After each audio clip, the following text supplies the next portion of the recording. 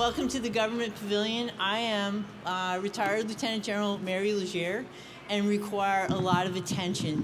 So we're going to hopefully make this panel great, and we're going to throw things at you just to get you awake. So everybody, show of hands, everybody awake? Be prepared to let go of your cell phones. How many people don't have cases on your cell phones?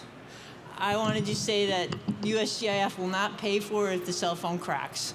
So in any event, in all seriousness, you can be a lot of different places, but you're here today, and I think you're here today because we have a great lineup of great speakers and panels that hopefully will help you think about, number one, if you're in the government, how do I get some more of that? And if you are in industry, how do I help advance what it is these folks are trying to do? So over to you. Good hands. Welcome. And we're going to get started right now. We're right on time. And I'm going to introduce you to Amy McGranahan, who is our Chief Operating Officer from Spookstock. And I'm going to invite the panel to come up. If you are confused about why you're here, our title for today is we're going to do a GEOINT AI Initiatives in Department of Defense. Come on up, folks. One of our panelists, Jim McCool, Director of Analytic Tradecraft and Technology from NGA, the Analysis Directorate. Someone he knows very well and is apparently going to work to death. Rachel Martin, Director of Artificial Intelligence for Automation and Augmentation. Apparently Jim's going to give direction and she's going to automate all the solutions. Also, how many of you went to this morning's panel on JADC? Okay. Wasn't it awesome? Okay, I don't want to put him under any pressure, but the other half of the McCool family, the sister, Dr. McCool, his little sister, apparently mother's favorite. And so we have I think this is the first time brother-sister panelists. So he's under pressure because she was absolutely phenomenal. Okay, our third panel, Austin Davis, who we took a quick poll. He is from a generation that does not know either the Love Boat or Fantasy Island. So for the older people in the audience, please don't judge. But I was telling today my job is to be Julie, the cruise director. How many of you know what I'm talking about?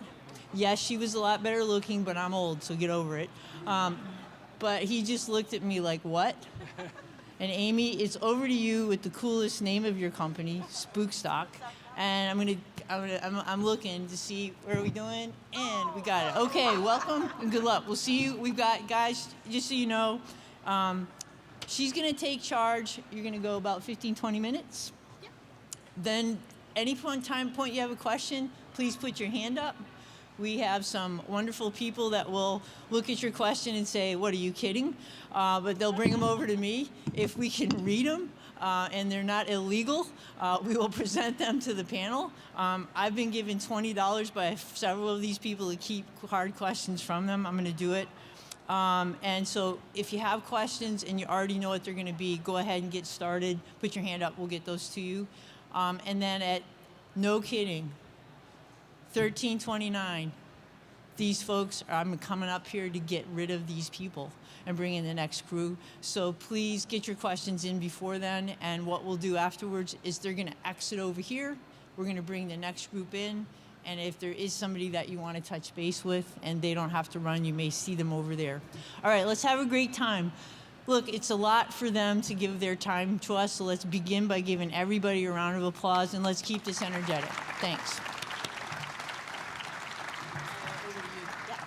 Thanks, and I'm going to talk from the podium. So, good afternoon. As she said, I'm Amy McGranahan, and I'm so grateful to be here. The symposium is so near and dear to my heart. I love being here and seeing all the familiar and friendly faces this week, so welcome. I'm honored to be here with our panelists and to talk about GEOINT AI initiatives in the DOD. The United States is facing increasing competition from China and others. Maintaining its edge, was told to be. I don't know if you can hear me in the back, but sorry. Maintaining its edge requires cutting-edge innovation. We heard a lot over the last few days about solutions that could potentially solve these problems from the main stage and here in the exhibit hall. During this panel, we want to focus on how we take those innovations to reality to support the warfighter and the intelligence community. Before we get going, we're going to have each of the panelists do an introduction. So we're going to start with Jim. Hello, everyone. Jim McCool here. and that's my correct title. It's a new office. It's I'm the Director of Data and Digital Innovation at NGA. Closer, Mark? Jim, yeah. Is that better? Okay. So by way of background, really quick, we don't have enough time to go over all of it. Couple decades at CIA, all source. Half of that was feeding intel to the most senior policymakers. The other half was post 9/11 and support to operations. So kind of very different experiences while at that agency. Over a decade at NGA in a range of leadership positions, and I just returned from 3 years in the Middle East as the senior NGA rep overseas there. Good afternoon, Rachel Martin. I am formerly the head of the AI Automation and Augmentation Office. As Jim mentioned, we have a new component, Data and Digital Innovation, so I am now part of that component. This is my boss, so everyone make sure to tell him how fantastic I was today after this. By way of background, I come to NGA from a rotation at the Joint AI Center, where I manage their business process transformation mission. But most of my career was also started in all-source intelligence analysis at the Office of Naval Intelligence, where I worked a lot of maritime domain awareness issues, which very quickly led me into the realm of data analytics, AI, and automation, for those of you who are familiar with that problem set. So, hi everyone, I'm Austin Davis. As the general said, I was born yesterday, grew up last night, and this is my first symposium. I'm excited to be here. I'm honored to participate in the panel. I am the Associate Technical Director for Geospatial Research and Engineering at the Engineer Research and Development Center. I am co-located and work closely with our Army partners at the Army Geospatial Center. We have a great team. We want to be the one-stop shop for Army Geospatial. I think with respect to AI and machine learning, I'm very thankful to be part of this conversation and moving our warfighter community forward as we confront greater threats. Thank you. So I have a first question that I'm going to throw out, but if you guys could start thinking of questions you may have, and again, Lori and folks are walking around with cards, and hand them, we'll get them up here to the stage and try to get through as many as we can. So let me see. Based on conversations this week that I've had with people, one of the top themes is defining AI. And as Gilman Lewis said, it's not magic, it's math. So I'd like to ask each of the panelists to tell us, how do you define AI and AI ethics? So Rachel, I think we'll start with you. Sure. I guess how do I define AI? That's a complex question. I think artificial intelligence is, it's really just it's a tool. It's a assist for us. It's something that I hope eventually is something we don't ever talk about, because it's so common and ubiquitous that it's just like having electricity. It is useful, and we should do everything in our power to integrate it into our capabilities, because it has great promise for delivering a lot of new capabilities for our national security. But at the end of the day, it doesn't matter if we get there using AI or if we get there with some other technology. What matters, I think, is the mission outcome. As far as ethical AI, we are working very closely at NGA with the Joint AI Center and with OD&I's Augmenting with Intelligence and Machines Office to implement their directives on ethical AI and responsible AI. And we were doing that in some really tangible ways. We are, it's not just part of the governance structure we're building for AI algorithms and for data. It's also something that we're trying out through practical tabletop exercises, using real world scenarios. How would we make decision making about using an AI derived data point for targeting, for example? So it's really important to us, and we're really invested in being transparent from the beginning of the AI life cycle to the end, and how we are using AI within the agency. Jim, did you have anything to add? Well, just a slightly different angle on that is the kind of tradecraft requirement that the IC has to be able to explain to customers who receive our intelligence on what judgments and assessments are based. And so that's not going to change. OD&I and others are looking at kind of what that tradecraft looks like in the future with AI. The requirement is not going to be lifted for us to be able to explain what's behind a judgment, and if those detections and observations that make up a judgment come from a machine, we still have that obligation to be able to explain that. And I've seen different approaches to AI, and particularly machine learning, on what the government does. Sometimes is different than what the private sector does, and when there's a cooperation, there's a couple different models on how that's done. But each of those models, for us, it's going to be critically important for us to be able to understand how the machine learning outputs are produced, understand how effective that is, and how to communicate that to customers. There's a real important reason for us to be able to do that. Those requirements, intelligence community requirements, unfortunately originate from intelligence failures. And so they're there for an important reason, and they'll be an important part of how we apply AI, and particularly computer vision, at NGA. Okay. Austin? Yeah, I think just to build on the other panelists' remarks, I think explainability in artificial intelligence is really paramount to ethics with respect to its use. You know, if you can explain why it is recommending the decisions it might be recommending, and you can make decisions, or we can make decisions, you know, as a government, as the community that supports the warfighters, about what decisions will we allow the machines to make, you know, the computers to make, the intelligence system to make, and what decisions do we retain as decisions that we should make as human beings that, you know, are employing them for our purposes. I think those are really key components of that ethical question. Okay. And great. Austin, could you also let us know what AI projects you're working on at the Army? So I think with respect to AI currently, it probably falls more in the category of machine learning. In my organization specifically, it's more about deriving and extracting information to build foundation, mapping data. Mapping in geospatial services is more central to our mission than some of the intelligence type activities that are probably better represented by everyone in this community. But as we look forward and look about how do we fuse information together, how can we relieve the cognitive burden on geospatial engineers, you know, the soldiers that are really supporting that mapping mission, I think those are really critical for us in terms of our research directions. Awesome. All right, so a couple questions from the audience. Jim, with NGA's expansion of AI and automation, what is the expected effect on employees doing equivalent manual operations? Do you expect to see a proportional reduction or repurposing of personnel?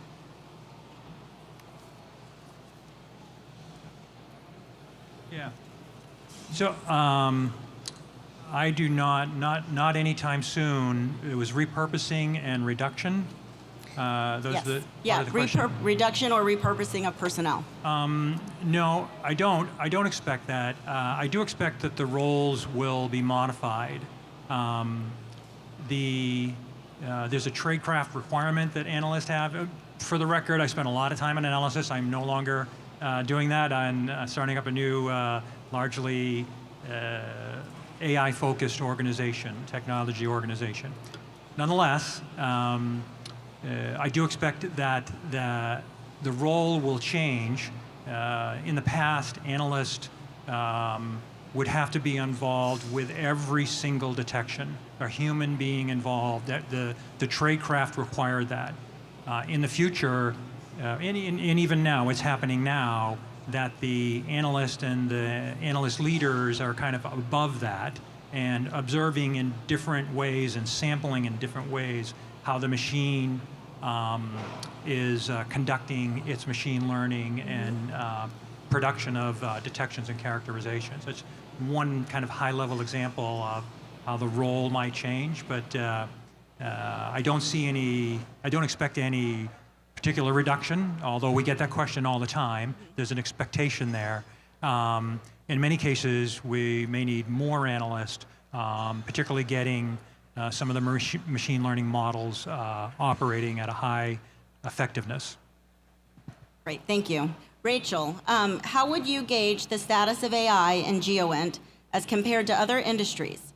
If you think it is behind, what would you do? What would you say needs to happen to accelerate the pace? So I don't. I think that in every industry there's segments of industry that are far more are leaning forward far more in terms of implementing AI solutions, and then there are those businesses that have not perhaps moved as quickly. I mean, if in any kind of tech adoption cycle, you have the early adopters, the people who come after, and then the late the people who kind of follow along at the end, and some of that is a result of culture. Some of that's a result of resources. And so I don't think that GEOINT is, in particular, any different than any other industry in terms of the trend of who adopts first and fastest. There are some GEOINT areas of the GEOINT industry that are moving very quickly. There are some that are perhaps taking more time to get there, and there are some that maybe aren't resourced well enough to be able to make that investment. So, I wouldn't say that compared to any other industry, we were forward or behind. I think it depends on where you're looking. But as far as how we could all move faster, I do think that the cooperation and collaboration between government GEOINT entities and commercial GEOINT entities is going to be extremely important. You all are probably a little further ahead of us in terms of actually implementing AI solutions, and I'd say that you're gonna feel the pain points and challenges before we do. And so as we work with you, tell us if we're missing something down the road that's going to be a critical failure or cause a problem. We want to know. We want to plan for it in advance. So you might be the canary in the coal mine, so to speak, and we really want to hear about what challenges you're facing so we can fix them before we get there. I'd like to build on some of that. So I think from my perspective, we're trying to go from collection, data, whatever, all the way to decision. We want to empower the commander to make a decision. And so sometimes you don't need machine learning, you don't need AI, because there are faster ways of doing that with traditional approaches. And that's something that's really critical, and we definitely are always open to getting a broader community's input on, hey, this is actually faster. What legacy of way of doing it is actually faster than anything we're currently able to do in machine learning. Now that might not always be true, but we need to always be tracking. At what point is the tipping point where now we can accelerate that information so that the commander can make decisions. Has that available to her or him to make those decisions much faster. Great, thanks. And this next question is for you as well. Let's see. Given, Austin, given all the data you deal with, how pervasive is the application of automation in your organization? So I work more on the sort of the research side of our sort of geospatial enterprise. So automation is a big topic for us right now, developing semi-automated tools with the goal of eventually making them more automated and increasingly autonomous tools for extracting features from larger data sets, fusing information together that could be multimodal sensing or some type of remotely sensed data with some other kinds of data sets that can enrich that information with better attribution or more actionable attribution to solve some particular task that soldiers might need to do. So I think from a research perspective, we're doing a lot of work on automating workflows and sort of the traditional doctrinal approaches, I guess you could say, to geospatial engineering and a few of the other sort of job functions. Awesome, thank you. So this question reads, I'm interested in how AI can help the DOD and nation understand the impact of climate change and its potential to increase regional instability and refugee crisis. Are you seeing projects related to this in the DOD? Yeah, I think I think that is a big focus area within NGA, and I think there's a lot of ways that AI is going to be essential in helping us understand things like security risk from climate change. Just in general, I mean, there's a lot of Earth out there, and having analysts kind of pore over images to try and detect changes in whether it's sea level or some other kind of environmental feature that they may be looking at is not really efficient. But once you automate that activity, you can really start getting to answers on ongoing climate changes, not a few years later when you look at the data, but really on an active basis. Week to week, you can see what that change looks like and know whether it's something you should expect or not expect. Yeah, just to build on that a little, the intelligence community has had a long track record of trying to anticipate instability caused by a lot of different reasons. And one of the most difficult aspects of that is getting enough data, enough quality data, enough data quickly to make those assessments that instability is on the horizon. And so AI almost certainly in the future can contribute to the GEOINT portion of those kinds of forecasts with regard to instability. But it's a long track record in the community on instability, and that's simply a new angle with the climate change. Over. Yeah, so I guess another point to make is climate change implies change as part of that, right? So that's a very dynamic process, and so a lot of analyses that are frequently done are more static data. The data's been collected, we're going to analyze it 100 times and derive information. What happens when that data is more dynamic? How can you do it better analytics with that? Most of our traditional approaches are, you have sort of that 2D visualization on a computer screen environment, but how do you start to think about, assessing something over time, and can you really kind of do that cognitively in a really easy way? Is there straightforward approaches to that?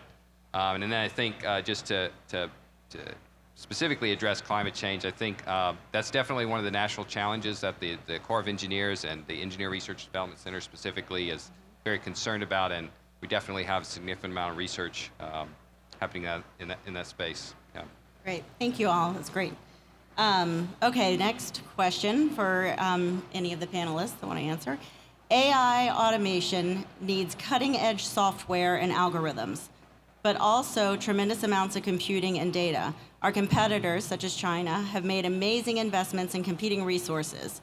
So, for example, they outpace the US often. Will the US be able to outpace our competitors in the required cyber infrastructure to stay ahead?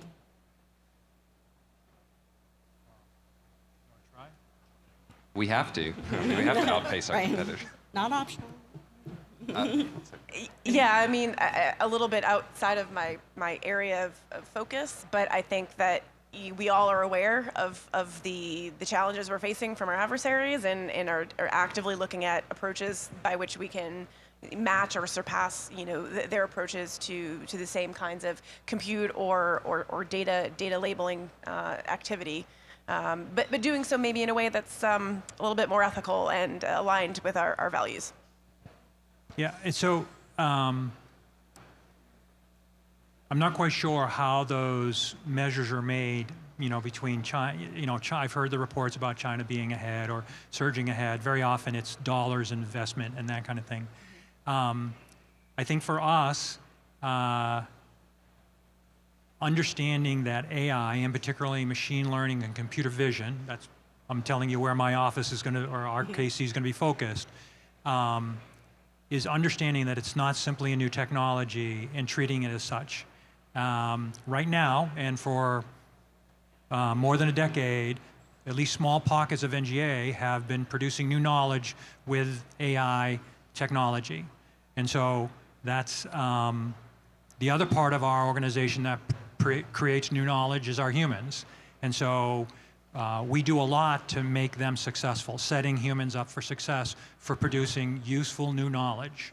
And likewise, I think we need to do the same with AI. Are we setting up AI to be helpful in an emergency? Are we, like we expect our analysts at NGA to be able to respond in a crisis?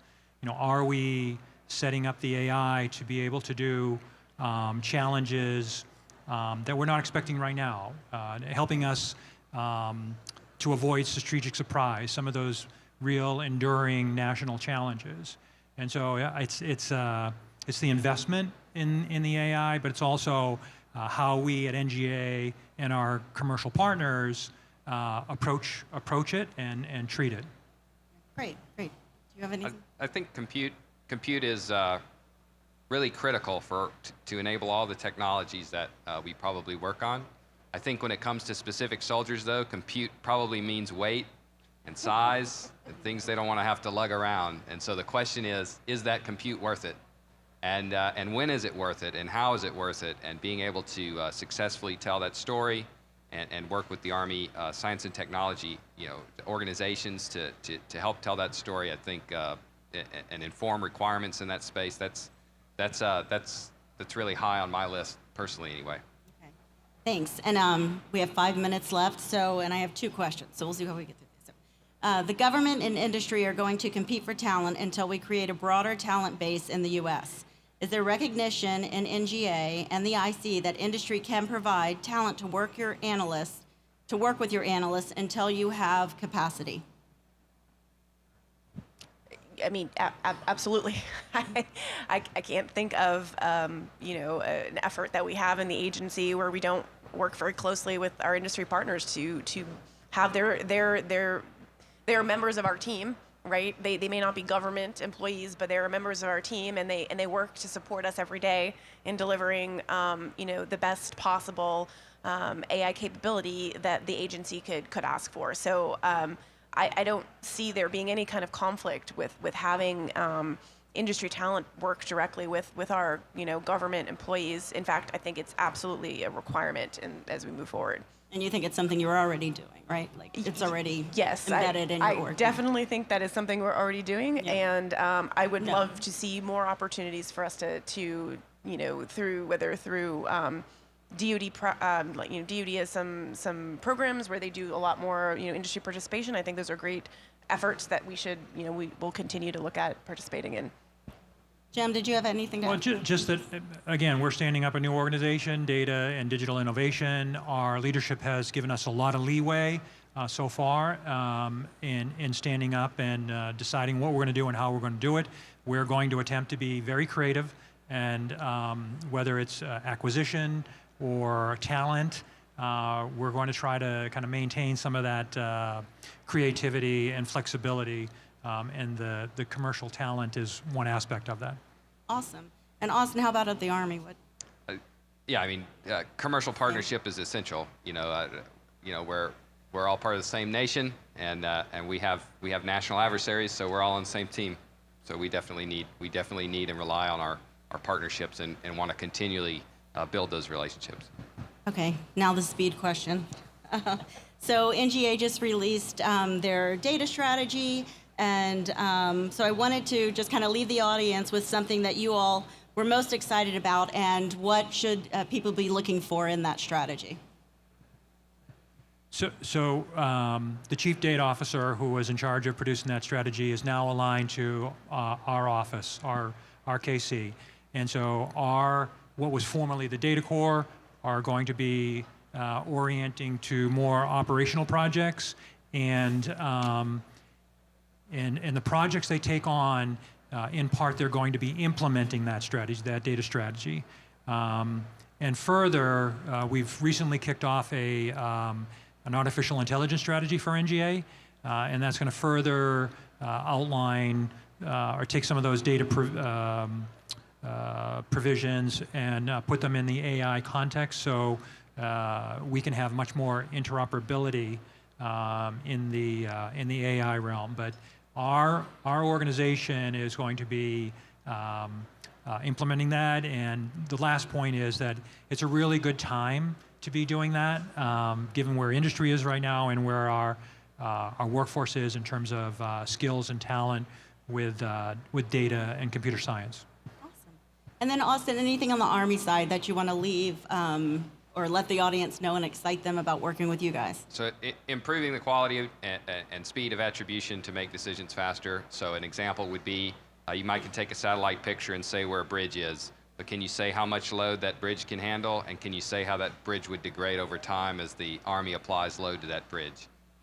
Those would be the kind of decisions we would be trying to use our data for, and so extracting that type of information out faster and faster so that we can make decisions faster is really critical.